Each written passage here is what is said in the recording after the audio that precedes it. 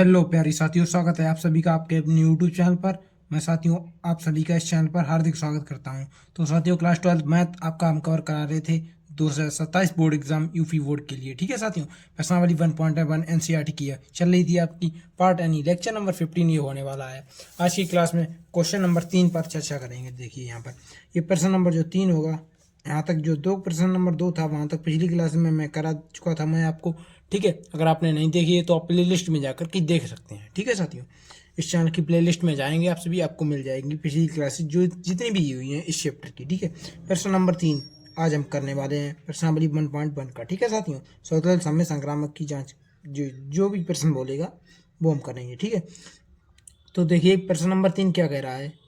जांच कीजिए कि क्या निम्नलिखित या नहीं, जांच कीजिए कि क्या समुच्चय दिया गया है 1 2 3 4 5 6 समुच्चय में मतलब कि लिमिट में अवयव दिए गए हैं।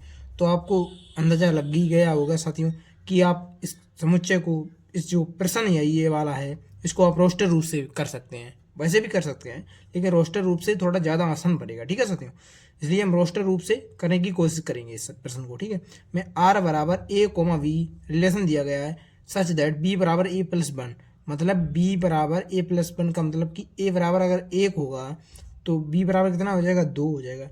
अगर ए बराबर 2 होगा तो बी बराबर 3 हो जाएगा। ए बराबर 3 होगा तो बी बराबर 4 हो जाएगा। ए बराबर 4 होगा तो बी बराबर 5 हो जाएगा।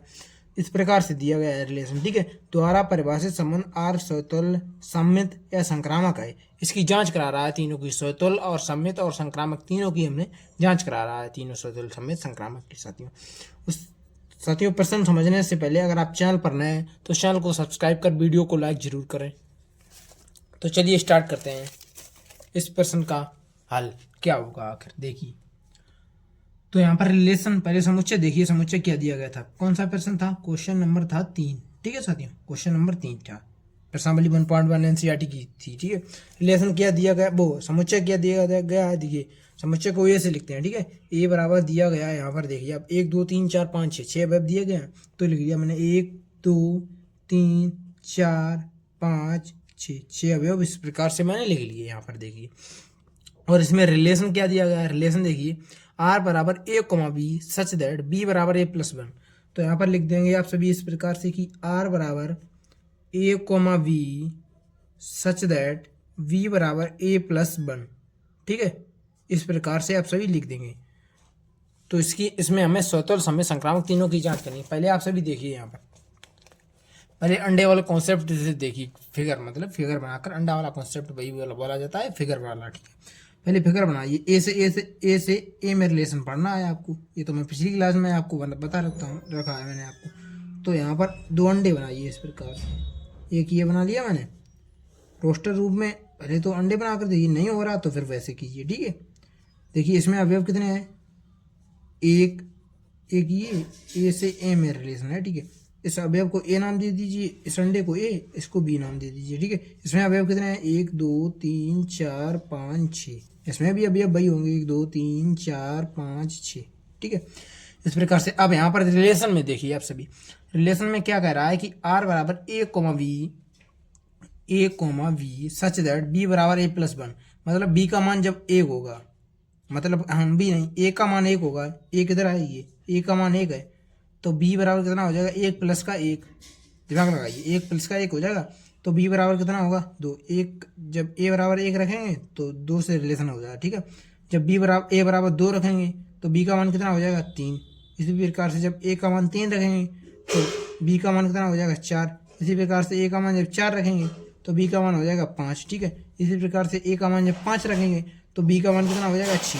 इसी प्रकार से चलता चला जाएगा यहाँ पर। तो यहाँ पर क्या बन गया, मॉडिफायर रिलेशन किस प्रकार से बना, देखिए यहाँ पर ये रिलेशन बन जाएगा, एक मॉडिफायर रिलेशन आपका बनकर तैयार हो जाएगा इस प्रकार से। देखिए इसमें एक का रिलेशन किससे, 2 से, 1 कोमा 2 कामा 2 का रिलेशन 3 से, 2 कामा 3, और 3 का रिलेशन 4 से। ठीक है, 3 कोमा 4, 4 का रिलेशन 5 से, 4 कामा 5, और 5 का रिलेशन किससे, 6 से, 5 कोमा 6। इस प्रकार से रिलेशन आपका बनकर तैयार हो जाएगा। अब इसी रिलेशन से हमें जांच करनी है कि स्वतंत्र समय संक्रामक क्या है या फिर नहीं है। ठीक है साथियों, चलिए स्टार्ट करते हैं। स्वतंत्र समय संक्रामक तीनों की जांच करते हैं। नंबर 1 पर जांच करते हैं स्वतुल्य संबंध की। स्वतुल्य संबंध, समतुल्य संबंध। नंबर 1 समतुल्य संबंध। देखिए समतुल्य की कंडीशन क्या होती है, मतलब खुद के जैसा मिल जाए। तो यहाँ पर दिमाग लगाइए आप सभी कि 1,1 क्या बिलोंग्स टू आर है, 2,2 क्या बिलोंग्स टू आर है, मतलब कि रिलेशन में है बिलोंग्स टू आर का मतलब क्या 1,1 मिल रहा है, नहीं मिल रहा, 2,2 मिल रहा है, नहीं मिल रहा, तो लिख देंगे does not belongs to R. ये डज नॉट का वो चिन्ह हो जाता है, ठीक है। 1,1 does not belongs to R और 2,2 does not belongs to R.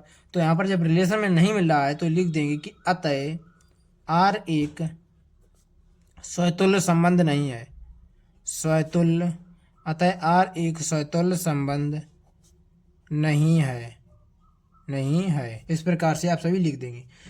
तो स्वतुल्य तो नहीं है, ये कंडीशन स्वतुल्य की तो जांच कर दी मैंने, ठीक है। अब यहाँ पर देखिए सम्मित की, सम्मित की बारी। सम्मित संबंध, सम्मित संबंध, सम्मित संबंध की सम्मित संबंध क्या होता है यहाँ पर देखिए। सम्मित की मतलब कि ए कामा वी अगर बिलोंग्स टू आर है तो वी कामा ए भी बिलोंग्स टू आर होना चाहिए। ये कंडीशन होती है सम्मित की। मतलब अगर 1,2 बिलोंग मतलब कि 1,2 अगर बिलोंग्स टू आर है तो उसका उल्टा 2,1 भी बिलोंग्स टू आर होना चाहिए। तो यहाँ पर देखिए 1,2 बिलोंग्स टू आर है, 1,2 बिलोंग्स टू आर, इस प्रकार से लिख देंगे। लेकिन इसका उल्टा भी होना चाहिए। लेकिन देखिए क्या 2,a बिलोंग्स टू आर कहीं रिलेशन में दिया गया 2,1 2,1 2 नहीं आए तो लिख देंगे कि 2,1 does not belongs to are.